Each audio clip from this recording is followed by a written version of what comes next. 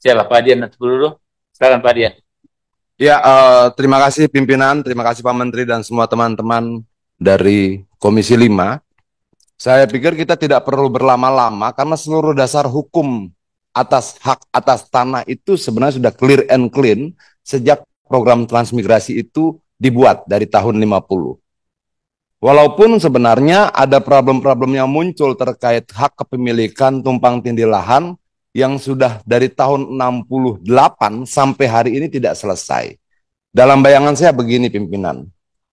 Dulu para transmigran ini dianggap diberikan label, diberikan cap oleh negara sebagai pahlawan pembangunan.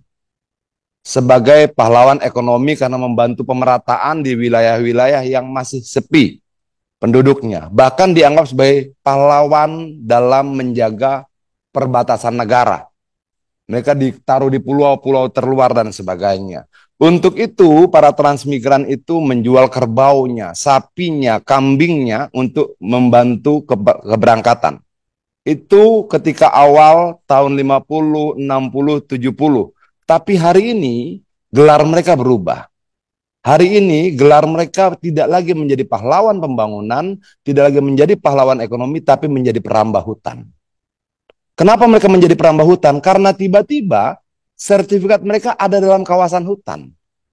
Kalau di banyak tempat lain orang mengatakan rakyat merambah hutan, kalau sekarang hutan merambah pemukiman. Kenapa? Ada terjadi penambahan perluasan kawasan hutan dalam beberapa belas tahun terakhir, pimpinan.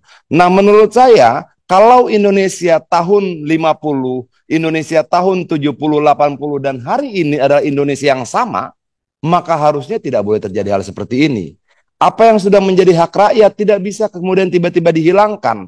Banyak pengaduan pada saya, pimpinan, mereka sudah punya sertifikat, lalu mereka anggunkan ke bank. Ketika kemudian bank sudah cairkan pinjaman, ketika mau diberikan cicilan kesekian kalinya, dicek pulang, itu masuk kawasan hutan.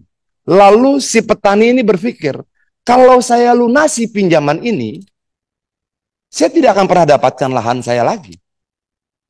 Kenapa? Kalau kemudian tidak dipastikan hak atas kepemilikan tanahnya, maka itu menjadi kawasan hutan. Dan seketika itu dia menjadi penjahat. Orang-orang baik dulu ketika dirubah menjadi kawasan hutan, kita paksa statusnya berubah menjadi penjahat.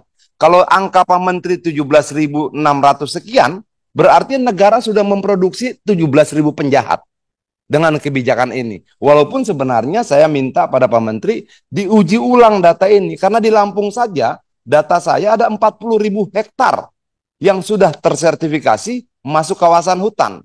Kalau 40.000 hektar dengan asumsi per kepala keluarga 2 hektar sesuai dengan transmigrasi masa itu, maka paling tidak 20.000 kakak.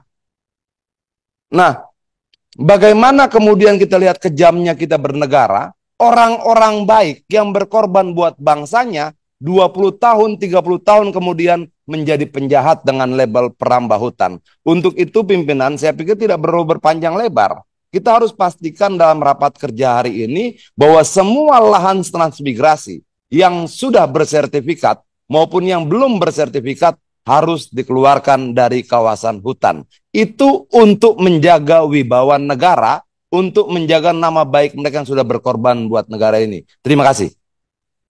Yang pertama, kami atas nama Kementerian Transmigrasi memberikan apresiasi yang tinggi kepada pimpinan dan seluruh anggota Komisi 5 DPR RI, karena tanpa bantuan Bapak Ibu sekalian, kami tidak bisa menuntaskan pekerjaan ini dengan sebaik-baiknya, terutama menyangkut apa-apa yang sudah menjadi kewajiban kami untuk membantu masyarakat transmigran.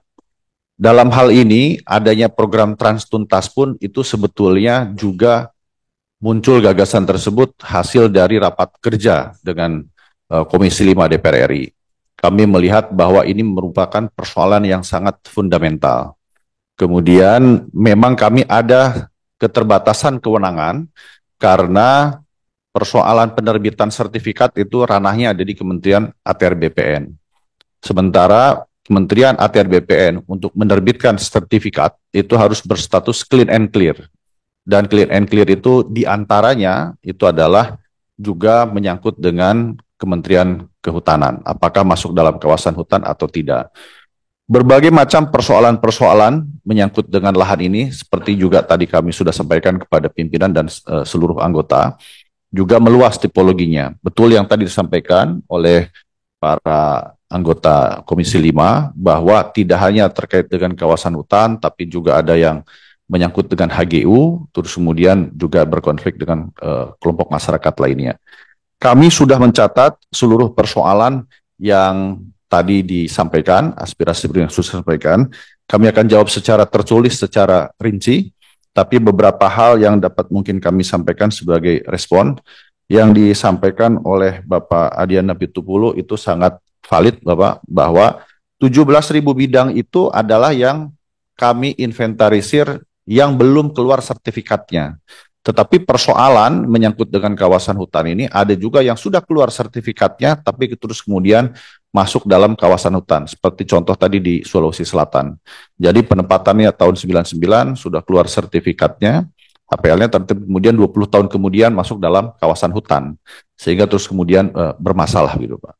Hal-hal ini yang kami mungkin akan lebih banyak lagi persoalan itu, oleh karena itu kami sudah bersepakat untuk betul-betul melakukan kerja konkret membantu masyarakat terkait dengan penyelesaian lahan ini. Adapun terkait dengan anggaran yang dialokasikan, tadi kami sampaikan bahwa tahun ini kami sudah alokasikan sekitar 62 miliar rupiah, sekitar 62 miliar rupiah untuk penyelesaian ABT ini. Kami akan hitung ulang dan kami akan laporkan nanti pada kesempatan pertama total keseluruhan. Karena dengan kami buka kesempatan melalui program Transtuntas ini, laporan-laporan juga semakin banyak. Jadi, dan persoalan juga betul-betul kompleks karena tadi kami sampaikan dari tahun 68 saja sudah ada begitu persoalan dan belum selesai.